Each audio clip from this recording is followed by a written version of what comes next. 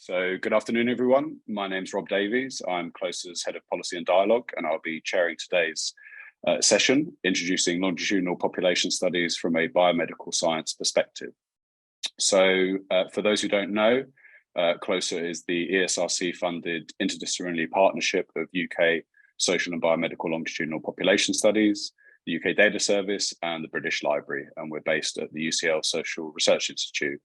So we work to increase the visibility, use and impact of longitudinal population studies, data and research. And in the next slide, you can see some of our areas of work. Today's webinar is part of our series showcasing social science focused longitudinal population studies from a biomedical science perspective. Today, we'll be hearing from Dr. Morag Henderson and Dr. Vanessa Moulton, who will talk us through their studies, the biomedical data they've collected, data access arrangements, and how their study data can be used as part of your research and investigations. So just quick introductions for today's speakers for our session.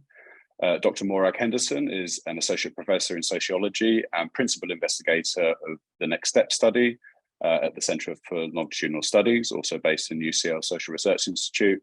Her current research interests are intergenerational education attainment, labour market trajectories, social isolation, and mental health. And Dr. Vanessa Moulton is a senior researcher at CLS, Centre for Longitudinal Studies.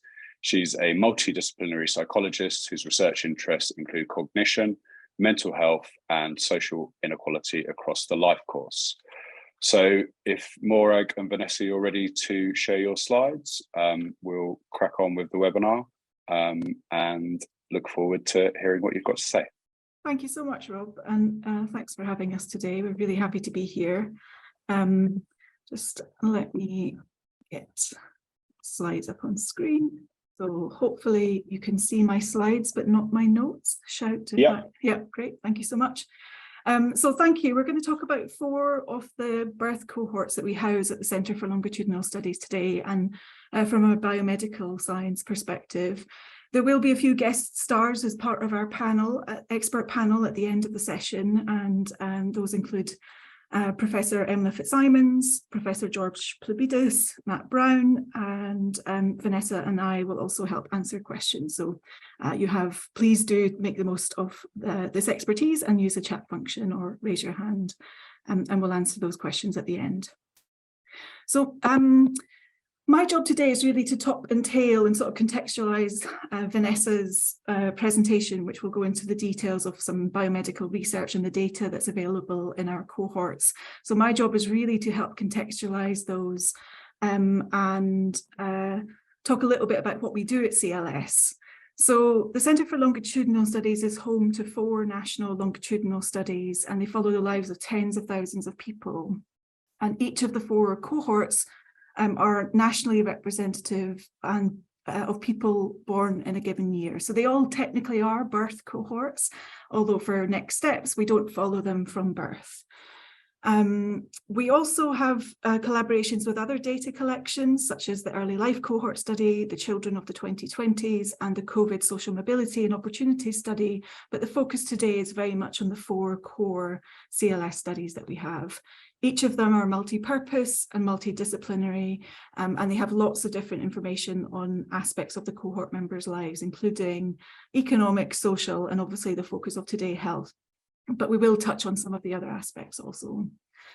So just introducing you to the 4 cohorts, the oldest study that we have is the National Child Development Study, and they were born in 1958 in Great Britain in a particular week. And we followed them across the whole of their lives. They're currently around age 64, and we have a starting sample of about 17,500. The next oldest is the 1970 BCS, a British Cohort Study. As the name suggests, they were born in 1970. Similar design to the NCDS in that they were born in the same week in Great Britain. And they're currently aged around 51, 52. And again, the starting sample was close to 17,000.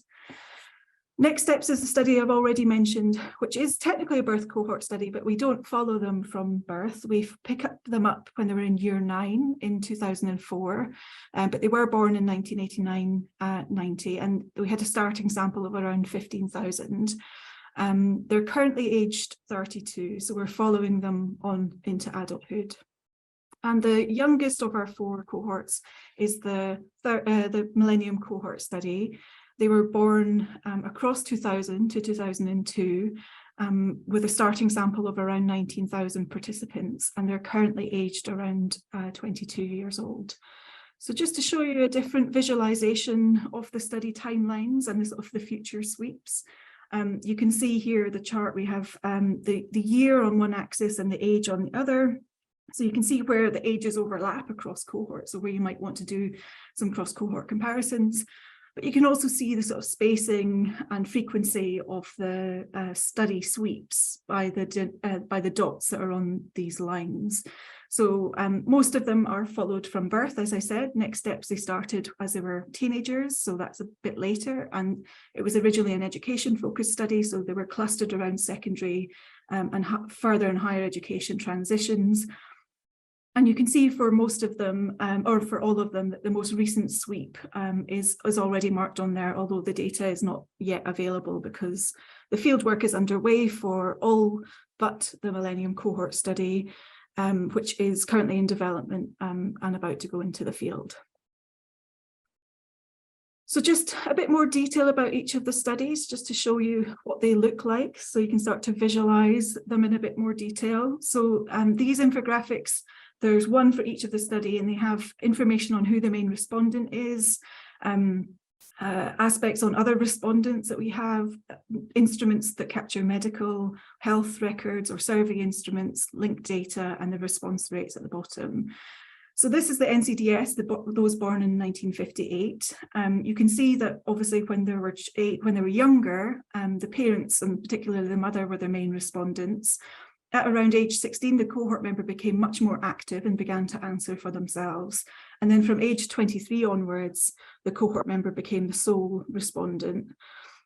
There were some subsamples where at age 33, we interviewed 1 in 3 of their children, so a subgroup of those.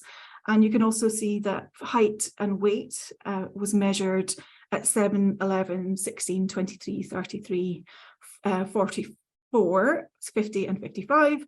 And we also have measures of mental health and some cognitive ability tests as well. Moving on then to BCS, so similar obviously structure to the slide, but here we have 10 sweeps of the study currently available. A similar design. In the early sweeps, it was the main parents who responded, and at 16, the cohort member became more involved and became the sole respondent from 26 onwards. There were medical examinations, information was collected from schools about how the child behaved in schools, and the cohort members sat a variety of tests, including various aspects of cognition at 5, 10 and 16, and a further set of cognitive tests were included at age 42. You can just note along the bottom, obviously the number of participants who responded to the survey drops over time. It's just the nature of longitudinal studies. And we'll say a little bit about some resources that might help you managing missing data and attrition towards the end of today's presentation. Next steps, slightly different design, as I've mentioned. The study member completed the questionnaires themselves at every sweep, but we did have parents responding for the first 4 sweeps in addition. This data is linked to the National Pupil Database, just sort of almost by default, but through participation of the study. But we also have lots of other data linkages, including the HES data, the health episode statistics, hospital episode statistics, the HESA data, the Higher Education Statistics Agency, and Student Loans Company data, among many others. This is the least health focused, partly because its sort of heritage was originally set up by the now named Department for Education, the now named Department for Skills, Children and Families. So the focus was initially educational, but increasingly is including other dimensions of health as well as economic and other life factors. So it's becoming much more multidisciplinary as we follow them into adulthood. And the youngest is the MCS, so it has the fewest number of sweeps. They're sort of aging into it. So again, similar design to the older 2 cohorts where the main parent responded as the main respondent, usually the mother, up until age 14, and then at 17 the cohort member became the main respondent, but the parents still responded. So age 21, 22, that I mentioned we're about to go into the field with, will be the first where the cohort member themselves is the sole respondent to the survey. Here we have other players, we've got teachers, we've got partners, we've got some older siblings included in the data collection phase, so we have information from, and there's lots of really interesting enhancements to the MCS data, including accelerometry data, which captures physical movement through some wearable devices, saliva, as well as some time-use diaries. And obviously the data linkages there are noted, including health records. And as with all of them, I mentioned that the response rate does slightly go down over time, but we can help deal with aspects of attrition when we come to the support section towards the end. Although the focus of today's webinar is biomedical and physical, we also wanted just to highlight some of the typical information that's covered in all of the cohort studies that we house. These might act as control variables or main independent or dependent variables of interest. And these include things like parental social class and education, employment in adulthood, and pregnancy, so mother's pregnancy experiences, problems and antenatal care. So you can sort of see it takes kind of a process over the life course in those phases, birth, school years and adulthood, but also the nature of some of the information that we capture is repeated, but this might help stimulate some of your thinking about research projects you might have in mind. So for example, exploring the association between parental social class and body mass index. So I've sort of focused on the main sweeps of the 4 cohort studies that we have, but in addition to us sort of experiencing a global pandemic, we also conducted some additional data collection to try and understand the experiences of our cohort members. So these are 3 specialist sweeps of data capturing conditions around the COVID pandemic. In the main, there were web surveys and all of our cohort members were invited to participate.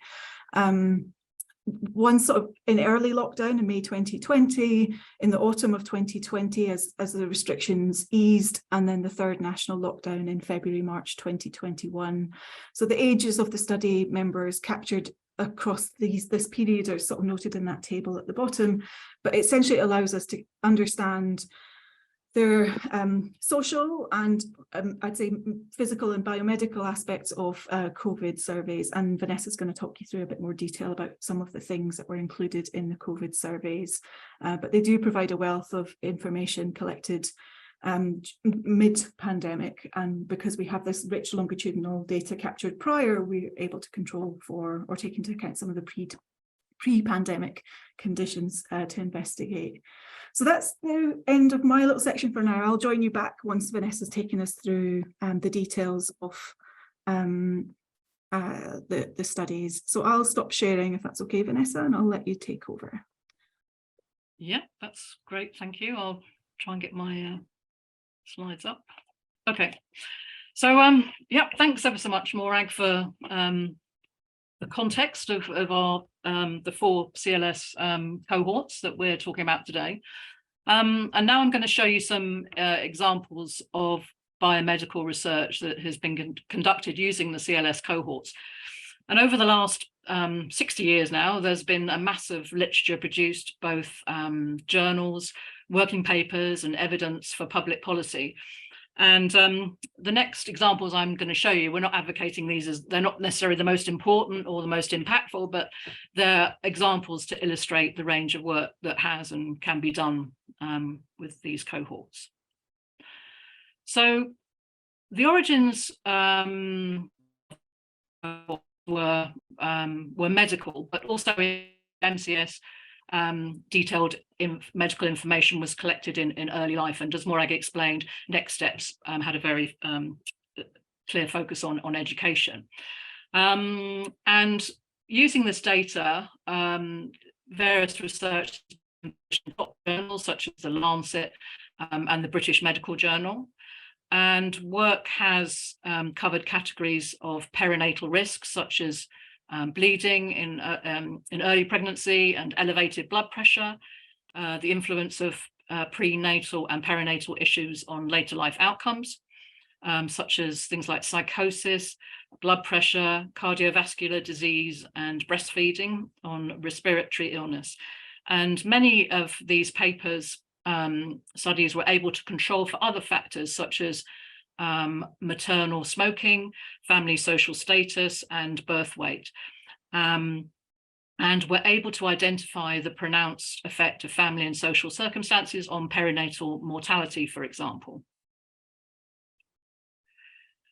So there's also been papers investigating things like immunization, illness, and the impact of early life on later health outcomes. So, for example, studies looking at the influence of vaccinations on inflammatory bowel disease, the timing of vaccinations using cohort data and also including health records, allergies, and social inequalities on later medical outcomes, such as things like blood pressure and cancer.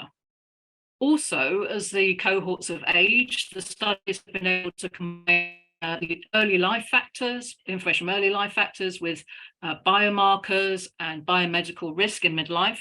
So, for example, by investigating the influence of early mental health with biomarkers in midlife and premature mortality. Another example is the influence of being in public care during childhood on later health outcomes, fertility history on biomarkers, and educational attainment on inflammatory markers. And a fairly new area of work in these cohorts is using the new genetic data. Most work at this point has used the NCDS because that's been available for longer than 1958. And this has mainly been used in multi-studies to investigate a number of areas, including risk of diabetes 1, overlap with lung function and pulmonary fibrosis, and looking at genetic liability in certain traits, in particular vulnerable groups. And recent work has used the combination of the fantastic prospective social and economic data in these cohorts with measures of things of height and weight, along with polygenic risk. So this type of work using prospective health, economic, and social data, along with objective health measures and genetic and biomedical data, can be done in the MCS, BCS 70, shortly in the BCS 70, and in the future next steps. Also, there's been substantive work on health behaviours, and for example, going back in the 58, the original perinatal survey showed an association between smoking during pregnancy and obstetric factors. And the strength of the study was, or these studies, was a number of potentially spurious social and health factors that it was able to control for. Also, the ability to continue actually tracking these correlations in the years which followed. And it confirmed the long-term adverse effects of smoking in pregnancy upon children's later development in characteristics as diverse as height and also reading attainment. And there's also a growing body of work on activity and sleep. And these studies are able to look at trajectories in childhood, adulthood, and or life thus far of health measures such as health, weight, BMI, and behaviours such as alcohol consumption themselves, and then also their relationship, so the trajectories over time, to other health outcomes, as well as economic and social factors. And finally, here are some examples of recent work using the COVID-19 data that Morag mentioned, collected in longitudinal studies and including our studies. So by asking the similar questions during COVID across a range of cohort studies, and not just the ones that we're talking about here, researchers have been able to look at a variety of topics, including health behaviours such as smoking, alcohol consumption, diet, sleep, physical activity, and importantly, long COVID, while controlling for rich data collected prior to the pandemic. Also having pre-COVID measures of, for example, health and health behaviours, these studies have been able to examine changes and the influence of factors pre-pandemic on diverse areas of people's lives, such as work, sleep, exercise, health, and risky behaviours during COVID-19. So I'm now going to focus on what we're here for, to look at, firstly, I'm going to talk about physical health, but mainly the biomedical data collected in these 4 CLS cohorts. So we'll start with an overview of the health measures in these cohorts, and I'm sorry it's a bit busy, but it gives you an overview, and you can take this. You'll get slides later, I'm sure, where you can have a look at this in more detail. So there are a mixture of self-report and objective physical measures in the cohorts, and hopefully it'll be clear by the end of this what objective measures we have. And at most sweeps within each cohort, with the exception of next steps, only at age 25, there is a measure of self-rated general health, as well as long-term illness. And also in the NCS, BCS 70 and MCS, medical conditions are identified, and sometimes more extensively in particular sweeps. Again, a range of anthropometric measures are captured at most sweeps, self-report in next steps, and some of the NCDS and BCS 70. There are also self-report questions relating to health behaviours, such as diet, smoking, drugs, and alcohol consumption, and sleep. And also some questions, for example, on sleep, for example, might be part of other scales, self-rated scales that are asked. For example, the GHQ general health questionnaire, which covers sleep as well, has a question on sleep. And at specific ages, blood and or saliva samples were taken for DNA and biomarker extraction. These were in midlife in the NCDS and BCS 70, at age 14 in the MCS, and are currently being collected in next steps. And last but not least, all this data has been linked to health administrative data. So I'll talk about some of these things in a bit more detail now. So the birth surveys in the NCDS and BCS 70 were completed by the midwife who was present at the birth of the cohort member. While in the Millennium Cohort Study, the information was self-reported by the main parent. So there's extensive and professional information on antenatal care, pregnancy, labour, infant health, and obstetric history. In childhood, information has been collected on illness, immunisation and vaccines, and use of health services has also been collected. And in the older cohorts, there is information on hospital admissions, medication taken, and in the NCDS, a question on chronic widespread pain. And all this, as I mentioned, information is supplemented by linked health administrative data, which will, as I mentioned, we'll cover later. So this slide outlines to anthropometrics and other physical functions. However, I have cheated slightly by including some self-reported measures of height and weight, which are indicated by brackets. The asterisk with 1 asterisk means that only height only was collected and not weight, and 2 asterisks inform at what age parents' height and weight was also collected. So during the nurse, or in the case of the MCS, trained interview visits, measures were taken, and the exact protocols used for each can be found in the relevant user guides. In the NCDS, BCS 70 and MCS, during childhood, objective measures of height and weight have been collected, and also in midlife in the older cohorts. Body fat in childhood is unique to the Millennium Cohort Study, and measures of vision, hearing, laterality, coordination, and speech have been measured in the NCDS and BCS 70 in childhood.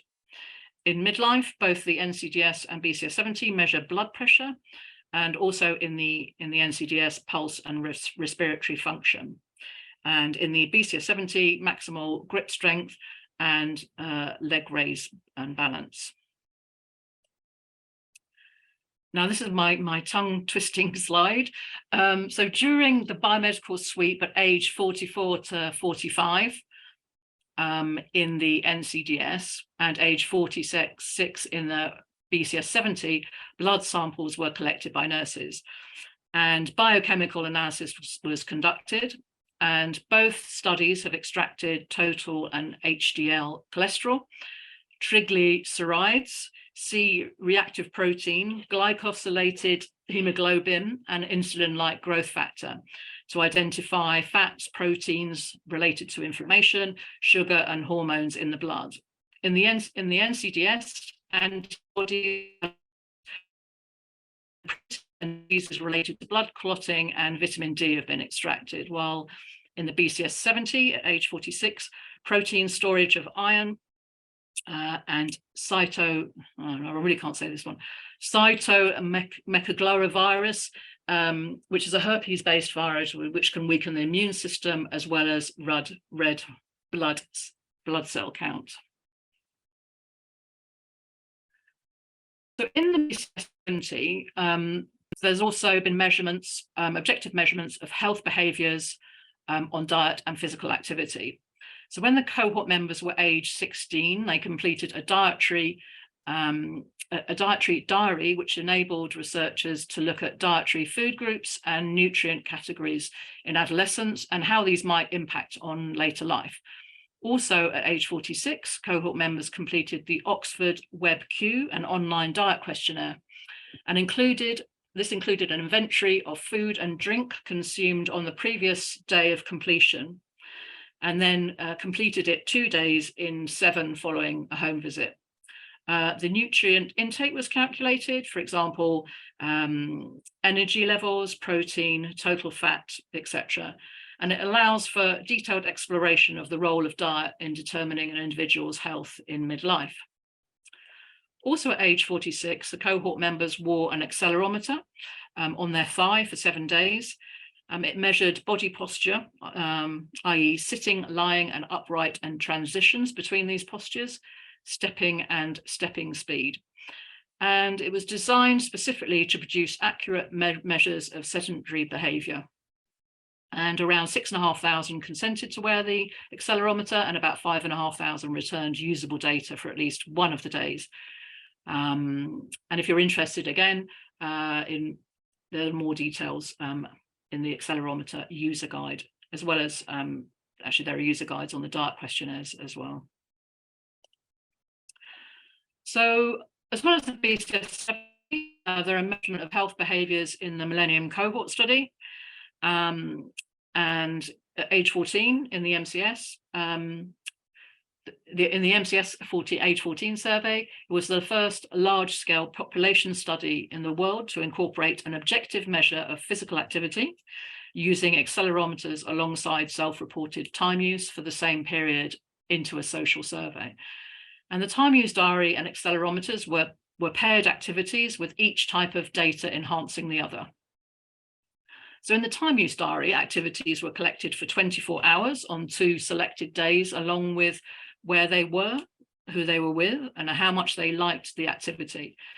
And a 24-hour period has been collected for around 9,000 cohort members.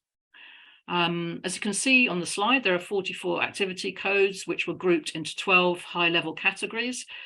But here, in terms of you may be interested in some of the lower level codes. So for example, there's a code on sleeping and resting, eating a meal, eating a snack, and then specific codes for physical exercise individually, such as cycling, individual ball games, jogging, team sports, and swimming, for example.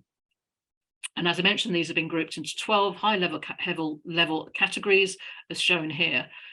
The activity monitor at age 14, the GeneActive accelerometer, and this was collected on 1 weekday and 1 weekend and measures movement on 3 axes, and also measures of time spent on light, medium, and vigorous exercise. And again, more information can be found online in documentation and webinars.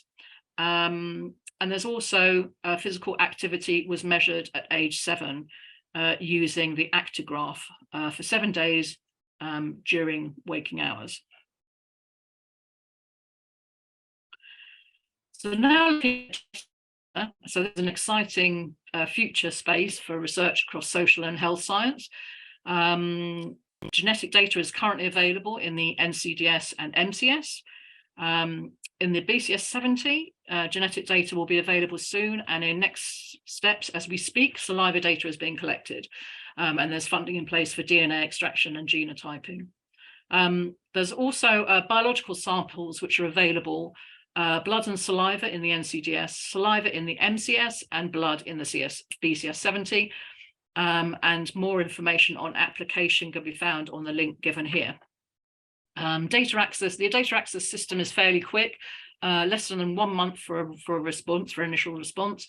And in the future, the CLS website will contain full technical documentation of data, cleaning and quality control processes, and polygenic scores for multiple health and social phenotypes. And I just want to quickly focus on the MCS genetic data, because saliva samples were collected from not only from the cohort members, but also their resident biological parents. And in the sample, there are approximately 200 twins or triplets who we have genetic data for, and half of the sample were triads. So we have genetic data for the biological father and mother, and the biological mother, as well as the cohort member. And 44% had genetic data on the cohort member and one of their parents. So really useful data. In addition to the ongoing cohort data collection, as Morag mentioned, in 2020-2021, cohort members completed COVID-19 surveys, and there were 3 waves of data collection at different stages of the pandemic. So as well as the online surveys, participants who took part in the COVID survey to provide blood samples, and across the 4 cohorts we had around 30,000 who were invited, and just over 14,000 consented, and we have over 10,000 return samples. So 2 antibody tests were conducted. So we have an NSA, which is more likely to identify natural occurring antibodies for exposure to virus, and SSA, which are more likely to identify antibodies occurring following vaccination. And the same antibody tests were conducted in multiple longitudinal studies, including ALSPAC, USOC, ELSA, Twins UK, and the 46. And this data is available to download directly from the UKDS via EUL. And for the CLS cohorts in particular, what makes the COVID surveys unique from most other COVID surveys is that they are embedded in the survey. And so they can be used with all the wealth of prospective information collected pre-pandemic to investigate outcomes during the pandemic. So what was collected? So the types of health data collected in the COVID surveys includes whether they'd had COVID, symptoms of COVID and long COVID, and whether they'd been offered a vaccine, their self-rated general health, long-standing health conditions, disruption to medical appointments and difficulty obtaining medication during the pandemic, and whether they were defined as a vulnerable category. Also, a range of health behaviours, including sleep and physical activity, were collected, along with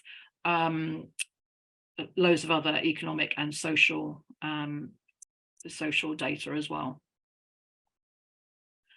So along with all the information that's collected within the CLS cohort studies, the Centre for Longitudinal Studies, we have a substantive ongoing record linkage programme, and consents have been collected to link health data. So far, in England, hospital episode statistics, which include admitted patient care, critical care, accident and emergency care, and outpatients care, are available in all our cohorts via the UKDS Secure Access. In Scotland, Scottish medical records, including inpatient, outpatient, and prescribing information, have been linked to the BCS 70, NCDS, and MCS via the UK Data Service Secure Access. And also for the Millennium Cohort Study, health records in Wales have been linked. And for the NCDS and BCS 70, there is data on whether they've died or not. There are user guides available on the CLS websites outlining in details each of the data sets. And if you want to hear more about using linked health administrative data in the cohorts, there are also a couple of training videos on the CLS training pages and YouTube, one describing the data and another focusing on how to use and analyze the hospital episode statistics data. And finally, I just wanted to highlight, in addition to the main study sweeps, there's also been a number of health sub-studies. In the MCS at age 3, an oral fluid sample was collected for around 12,000 children. And of these, around 11,000 were deposited with consent. And these samples are useful for investigating the relationship between common infections in early childhood.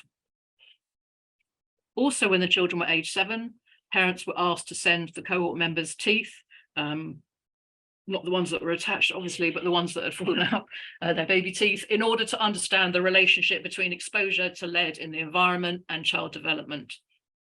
In the BCS 70 at age 22 and 42 months, the study examined the impact of fetal nutrition on early development. And those invited to take part in the 22 months sweep were 10% of all study members, all twins and triplets, and those born after more than 42 weeks of gestation, and those who had particularly low birth weight, which was around 2,500 cohort members. And they were asked their family circumstances, questions around development, as well as having a medical examination. And in the NCDS at age 20, although this is a self-completion questionnaire, I thought I would highlight it as part of a feasibility study for the main study, but around 800 cohort members completed a self-completion on adult smoking behaviour. So I'm now going to pass you back to Morag, who is going to cover the resources, access to the data, and upcoming physical health and data cohort. Thanks very much. So hopefully you can see those. So the sort of final phase of today's webinar is just, I'm going to talk you through some resources and how to access the data, and just some upcoming physical and biomedical data that we're collecting in the most recent sweeps that are either in the field or about to go into the field. And then we'll have time for questions from the panel. So data is freely available to researchers. If you go to the UK Data Service, you can register and download the data that's on the end user license. So most of the data that is available that has low sensitivity and levels of sensitivity and disclosivity are available for download. And you can see that the cohorts they all have their separate folders essentially, and you can just click on those and put the data straight into your basket once you've registered. So most of the data are under this, as I mentioned, the end user license, and your application can be authorised directly by the UKDS. There's a slightly more sort of sensitive or disclosive data license called the special license, where the application that you submit will need to be approved by both the UKDS and CLS before you can download the data, but essentially you can still store that data on your own work areas without any problems. And then the third version, the Tier 2B, is more for secure access license. So Vanessa mentioned that a few times for some aspects of the data where it's the most sensitive or potentially disclosive data, where you would need to access it through a virtual research environment, and you would be required to do some specialist training via the UKDS in advance. It does take a bit longer, but it's relatively straightforward once you've got that set up, and it means that you can access the highest level of disclosivity. There is also a different route for accessing the genetic data. So this is via the CLS Data Access Committee, or the DAC. Vanessa mentioned this, we meet once a month and a panel of experts will review the research merit and the ethical legal issues related to your project, and hopefully approve.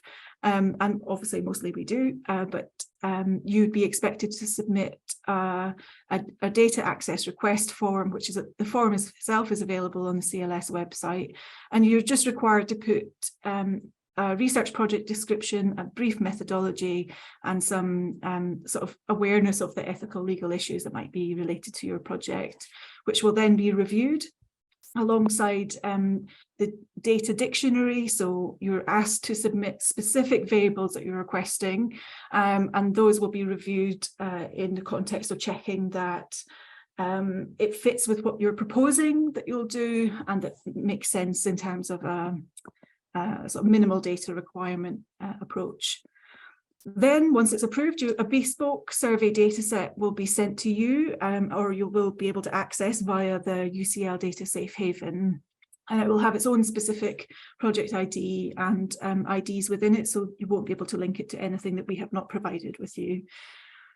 For genome-wide genotyping data, if it's not linked to any NCDS data, you need to apply through a slightly different route through the European Genome Phenotype Archive, and more information, if you're interested in that specific data, can be available on the CLS data access link above. Just to mention then, there's loads of resources to help you. So obviously this might be the sort of starting point of using the data. And it's quite high level, and you would probably need to do a bit more reading before you got started or access other resources. The CLS website is one of the most, I think, valuable places that you can go. It has overviews of the main sweeps and the studies, as well as the sub-sweeps like the COVID-19 survey. In addition, there's links to other documentation, which I'll mention more about in a minute, and also recordings of the training sessions, and links to a whole wealth of other videos on the CLS YouTube channel. The resources are available for each cohort and sweep. So there's a technical report, user guides, sometimes there are additional sort of working papers on how to deal with missing data, for example, and information about the kinds of things that you might need to include in your paper ultimately. But these are all initially available on the CLS website, but also when you download the data from the UKDS, you will get a folder with all of the relevant pieces of documentation as well. Vanessa mentioned this already. So the training and support, we've got the handling missing data in the CLS cohorts live webinar coming up on the 27th of April. So please do sign up for that on the CLS training and support page. There's also multiple videos there that you can watch to find out more information about the studies, and also future events include the Millennium Cohort Study, which is happening on the 12th and 13th of June this year, which will feature many biomedical and physical health papers, in addition to many of the other focuses that the MCS has, including mental health, well-being, education, etc. So a really useful and interesting event, which will prove to be very lively and useful if you want to use this data to understand a bit more about it. So please do sign up for that. Just before I finish, just to mention the information that we're capturing in the upcoming sweeps. So as I've mentioned, next steps, NCDS, BCS 70 are all currently in the field, and MCS is just about to go into the field. And we plan on capturing these physical health dimensions, many of which are repeats from the sweeps that we've already seen. The thing that's new for next steps is the saliva collection, which will enable DNA extraction and genotyping, and some age-specific questions. So for example, for the BCS 70, questions on menopause and gynecological problems, and for the NCDS age 62 to 65, questions capturing sort of things related to aging, so hearing, vision, dental health, etc. And the NCDS has a biomedical dimension, which means that the nurses will go out and take those objective measures, many of which are the same as the biomeasures collected at age 44, 45 and at BCS at age 46 to allow comparability. And just a couple of new things here. The diet questionnaire is something new for NCDS, and as the timed normal walk and the standing balance are also new to NCDS, but again, many are already measured in the BCS 70 to allow comparability. So just to conclude, and then we'll start answering your questions. These are nationally representative groups of people born in a given year. Sometimes that year covers a few sort of calendar years, because for next steps it's across the school year, for example. But they're multi-purpose and multidisciplinary studies collecting detailed information from different aspects of the cohort members' lives, from birth for many of them and to early and old age for those older cohorts, and capture economic, social and health behaviours. The measures, Vanessa took us through in a lot more detail than this, but the biomedical and physical measures include medical examinations, anthropometrics, diet and time use diaries and accelerometry. Genetic data and biological samples are present for some and forthcoming for others. We've got biomarker data, linked health administrative data, and the COVID-19 data alongside their antibody tests. So there's lots of opportunities for within cohort biomedical research, as well as cross cohort, so comparing BCS 70 to NCDS, for example, because they have very similar protocols, or comparing NCDS, BCS 70 and MCS anthropometry, and allowing comparison across all 4 cohorts on the COVID-19 serology data. There's also opportunities for direct comparisons with some of the other closer longitudinal data sets, including the NSHD and the ELSA data. And it really is a world is your oyster when it comes to using this research, this data. So I'm going to thank you. So yeah, just to finish up, I just wanted to say thank you so much for our speakers and for our special Q&A guests as well, and to all of you for joining the sessions. Before we say goodbye, I just wanted to know you can keep in touch with us and hear about our latest news and upcoming events. We're on Twitter, we're on LinkedIn, we're on YouTube, so please do follow us if you're on those platforms. You can also email us at any time at closer@ucl.ac.uk.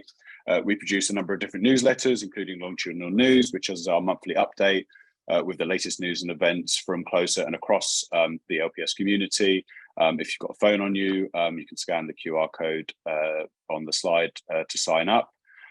So that's it from us. Thank you so much to everyone, and see you next time. Cheers.